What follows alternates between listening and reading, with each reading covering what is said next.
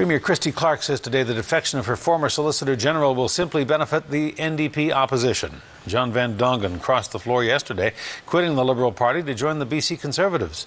The Premier reacted today, calling that a bad decision, one she says will weaken the province's free enterprise coalition. CTV's legislature reporter Stephen Andrew has more tonight on the fallout. The day after John Van Dongen ditched the BC Liberals to join the Conservatives, the MLA is setting up his new office in the legislature. Did you ask your question? No. But political aftershocks are still rumbling through the corridors of power. Definitely there appeared to be this personal attack campaign on you yesterday. Do you think it's going to subside over the coming days? I hope so. I want to keep the focus on the issues.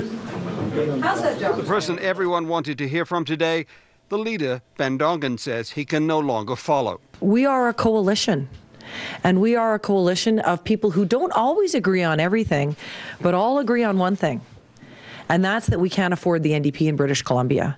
And Van Dongen's harshest critic, who went on the attack yesterday, is now backtracking. So it's probably a little too over the top maybe yesterday. The Premier is also backing away from personal attacks on Van Dongen by Liberal Party members, characterizing them as a human reaction. But when the Premier was asked about a statement that her communications director made to CTV News yesterday, that John Van Dongen couldn't work with any leader, had fled to the only party that would take him, and only had his own interests at heart, not those of British Columbians, the Premier herself gave a human answer.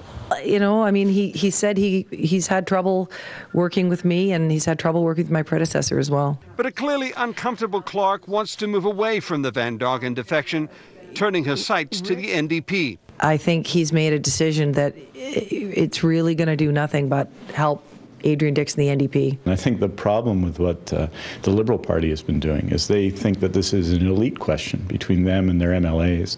It's not. The people will decide ultimately. The NDP, the Conservatives and the Liberals are now waiting to see what people will think in two by-elections underway on the mainland.